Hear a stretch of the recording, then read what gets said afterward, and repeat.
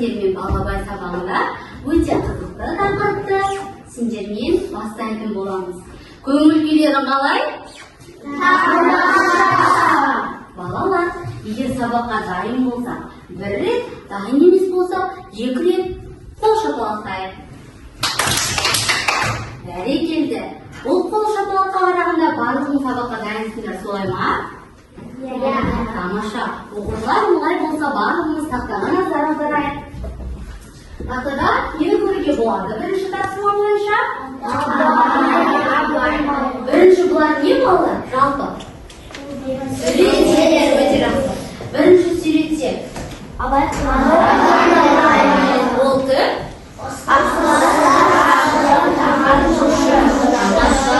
Ақын, ұлы тұлға солай ма? Бәрекелді. Сіздер ол тұлғаны дұрыс таптыңдар. Ал ол тұлғаның артында бізге жасырылған бір әріп бар екен. Қандай әріп? Өте жақсы. Келесі суреттер. Нені көреміз? Әжесі. Немесе оның жанында тұрған кім? Анасы. Абайдың анасының аты кім еді бізде? Жақсы балалар. Енді келесі суреттің артынан қарайық. Қандай әріп? Өте жақсы. Суретте кімді көріп тұрмыз? Абайдың әкесі. Оның әкесінің аты кім? Құнанбай. Өте жақсы. Ал Құнанбай кім болған? Енді келесі суреттің артынан шығатын болсақ бізде қандай әріп шықты? Бұл әріпі шықты. Ал мына суретте нені байқауға болады? Кімді көріп тұрмыз? Зере. Ал Зере Абай үшін қандай кітаптар оқитын болды? Дұрыс айтасыңдар. Бірден бір Абайдың тәрбиесіне үлкен үлес қосқан оның әжесі Зере болатын. Енді осы суретімізді артын ашып көрсек, бізде қандай әріп жақсы. Біз барлық суретімізді ашып алдық. Ал бізде қандай сөз шықты балалар? Бүгінгі біздің тақырыбымыз бата, батаның қасиеті, адамның өмірінде алатын рөлі. Абай үшін батаның қандай маңыздылығы болды деген сұрақтардың жауабын өздерімен бірге білетін боламыз оқушылар. Бізге бүгін сиқырлы кітап қонаққа келді. Сиқырлы кітаптың сендерге айтары бар. Мұқият жаңа тақырыпты тыңдаймыз. Кітап жай кітап емес, сиқырлы кітап. Енді балалар, мұқият зер салып қараңыздар. 1, 2, 3. Бата беру, бата алу. Қазақ халқының ең кең тараған дәстүрі. Батамен ер көгерер, жауынмен жер көгерер деген қанатты сөз осының айғағы. Бабаларымыз оны кез келген жерде айта бермей, қасиетін қадірлеп, рухани маңызын жоғары бағалап, ең жақсысын ақ бата деп қастерлеген. Батаның түрлері көп. Мысалы, жастарға берілетін бата, дастарханға бата, алғыс батасы, алыс сапарға шыққанға берілетін бата, елін қорғау үшін қан майданға аттанғандарға берілетін бата секілді болып келе береді. Қазақ батаны алғаш рет бала қадам басқанынан бастап алған десе болады. Себебі сәбиге тұсаукесер салтын жасағанда оны кесу құрметіне ие болған кісі ала жіпті қиып тұрып балаға ақ батасын беретін болған. Жаңа түскен келіннің бетін ашарда кәриялар оған ақ тілекке толып баталарын берген. Жақсы. Сонымен бата деген не екен балалар? Ол кімге беріледі екен? Батаның қандай түрлерін білдік?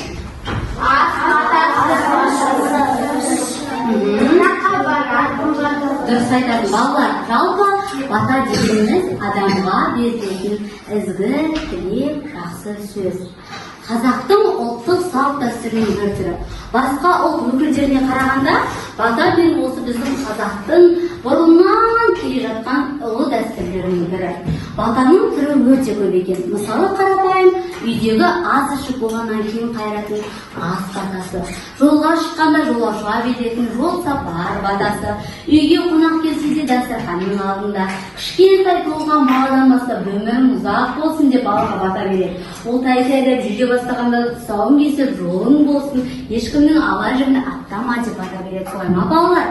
Яғни қызға, ұлға, барлық адамдарға жалпы қазақ халқында өте көп бата беріледі екен. Батаның түрі де өте көп екен. Түсінікті ме балалар?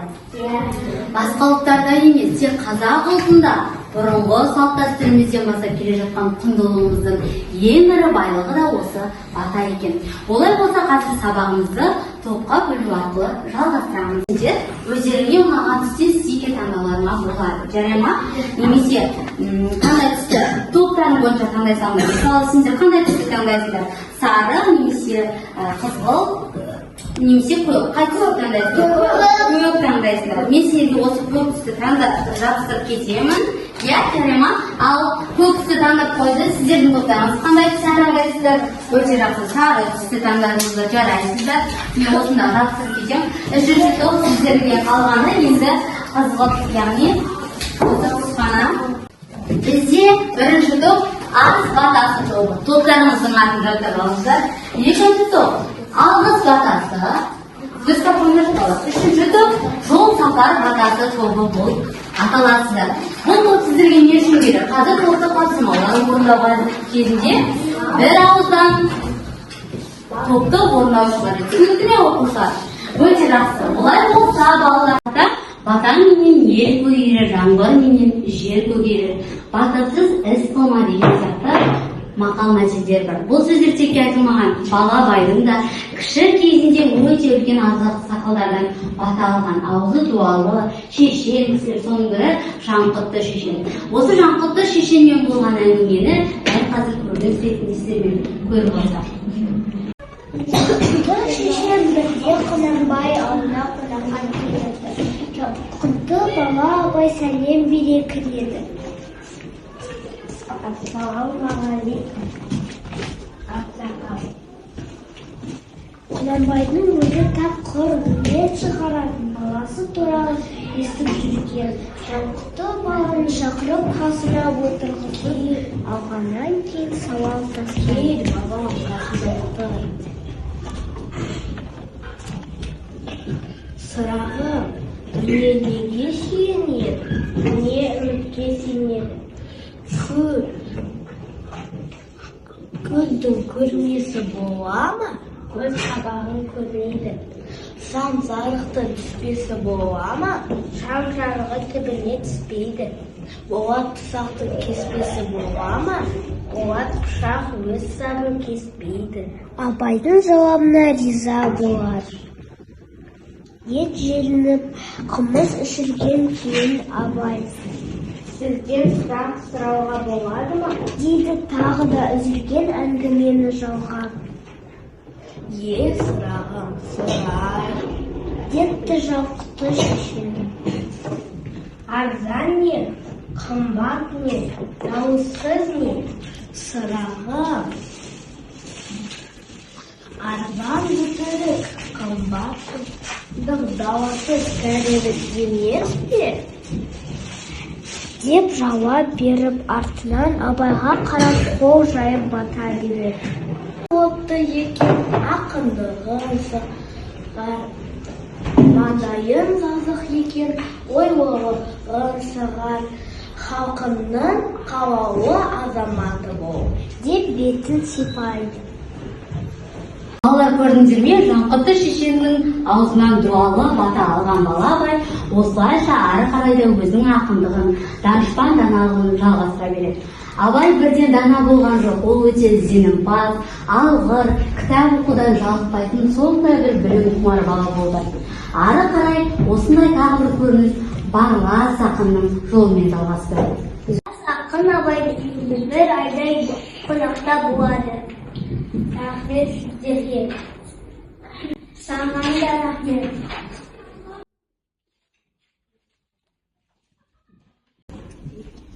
Абай, мен батамды сұрағым, не жетерсің, не жетесің, сірә не етерсің, алыстай шындап кетерсің, шындасақ шыңға кетерсің, ауылмен. Деп Абайға домбырасын тарту етеді. Сыйға саған домбырамды берейін. Рахмет. Балалардың өнерін қалай бағалаймыз? Сендерге ұнады ма? Иә. Олай болса бағалайықшы ғане. Тамаша балалар. Көрдіңдер ме? Балабайдың да өмірінде үлкен адамдардың батасын алған екен. Түсінікті, иә, барлықтарыңа? Өте жақсы, балалар, енді шаршап қалған боларсыңдар. Абайдың әнін айтып бір сергіп алайық, иә? Қолдарымыздағы сылдырмақ аспабын қолдана отырып өздеріңмен қазір көзінің қарасы әнін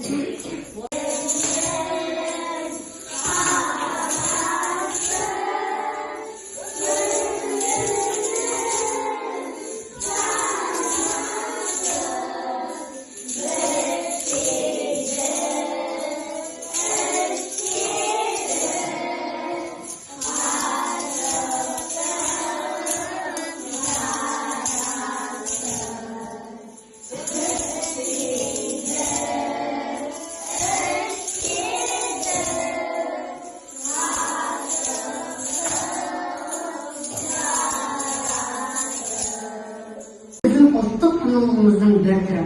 Бата алған баланың бағы безелі болады. Өр мінезді, қайсар мінезді, кең пейілді азаматша болады деп сенген. Бүгін біздің мектебімізде білесіңдер ме, әжелер мектебі, аталар мектебі және әкелер мектебі бар. Бұл да біздің ұлттық құндылығымызды дәріптейтін бір керемет ұйым. Балалар, дәл қазір біздің сыныбымызға Ожанның әкесі қонақ болып келіп отыр екен. Келіп отырған қонағымыздың аузынан бата алайық. Келіңіз, әкесі. Ассалаумағалейкум, оқушылар.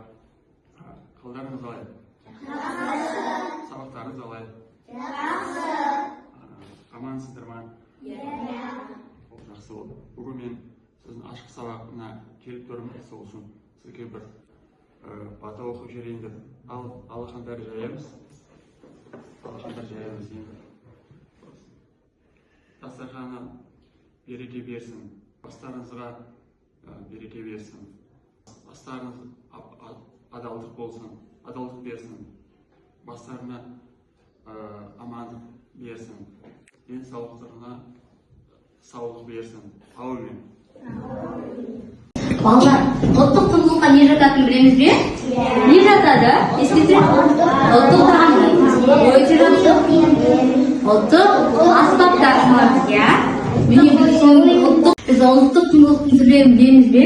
Оның қандай түрлері бар?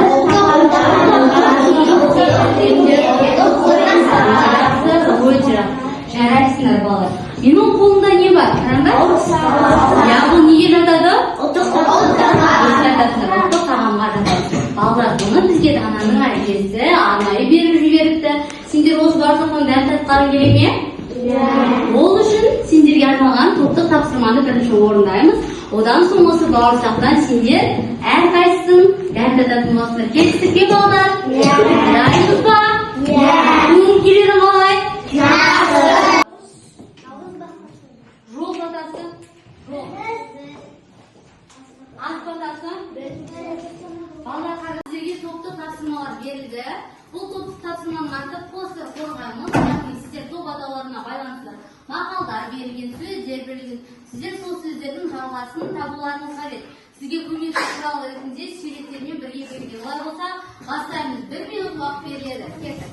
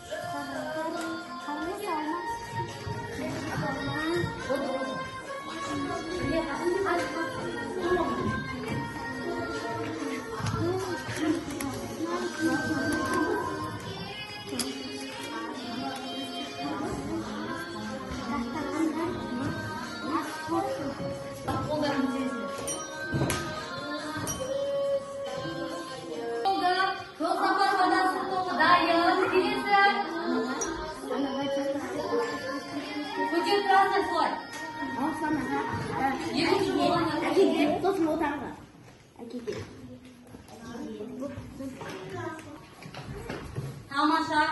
Келесі топта 3 тобымызда болды. Енді қайта бірінші болған тобымыз біздер жол сапар тобы, екінші болған топ сіздер ме болған оқушылар? Дыбыстар.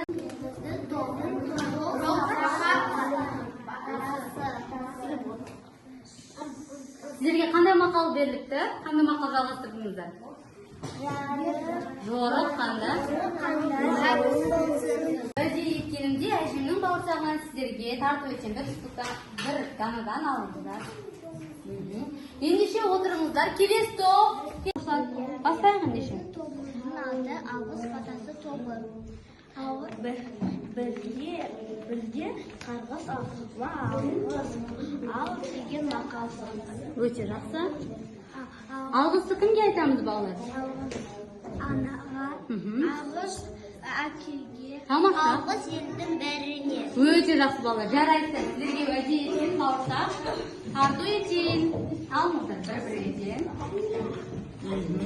Әжемнің бауырсағын. Тобымыздың аты ас батасы. Дастарханның байлығы берсін. Атымызға адалдық берсін. Келесі. Денімізге саулық берсін. Өте жақсы, балалар. Жарайсыңдар. Әжемнің бауырсағы сендердікі. Жақсы, балалар, отырамыз. Тәмамдап қалды. Бізге Абай Құнанбайұлының өзінің жазған сөзі бар. Сол тіректі біз өзінің алдымен естіп көрсек. Ер жетіп келе жатқан менің ұландарым. Сендер болашақ Қазақстанның көркейіп, гүлденуіне үлес қосатын азаматсыңдар. Халық ауыз әдебиетімен сусындап өсіп, білімді шәкірт болатындарыңа кәміл сенемін. Сабағымыздың соңына да таяқ. Бүгінгі сабақты түсіндік пе, балалар? Сонымен бата дегеніміз не екен? Бата ол тілек, жақсы сөздер. Батаны кімдер береді екен, оқушылар? Өткен кісілер. Ата, әжелер. Өте жақсы, бала. Ал бата алған баланың әрқашанда несі болады? Жолы болады, иә? Үлкен азамат болады ма екен? Иә. Біздің бата ұлттық құндылыққа жатады ма? Иә. Басқа елдерде бар ма бата? Жоқ. Тек қана біздің елімізде ғана осы бата ерекше мәнге ие екен. Олай болса, балалар, қазір сендерге алдарыңа қоржын ұсынамын. Қоржын үш түрлі. Өте жақсы түсіндім. Әлі де іздену керек. Жақсы түсіндім деген 3 түспен берген. Сіздердің алдарыңызға ұлттық құндылықтың бір түрі ұлттық ойындар. Оның ішінде асықты ұсынып отырмын. Асықтан өздеріңізге ұнаған түсті таңдап, яғни түсіндіңіздер ме? Әлі де түсініп жатырсыздар ма? Ізденесіздер ме?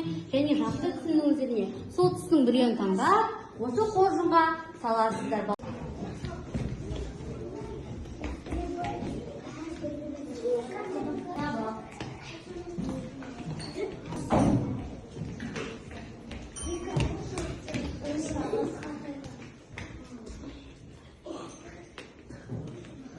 Оқушылар, сіздердің алдарыңызға рефлексия беріп отырмын, яғни көңіл күйлеріңізді өздеріңіздің смайликтеріңізбен бағалайсыздар. 5 түрлі эмоция бар. Қуанып тұрмын, кішкене мұңайып тұрмын, кішкене түсінбей тұрмын, немесе өте жақсы қуанып, тамаша барлық ұнап тұр деген. Міне сол мына бетке, яғни ол болсаңыз ұлдың бетіне, қыз болсаңыз қыздың бетіне, сол эмоцияны таңдайсыз. Түсінікті ме көңіл күйді?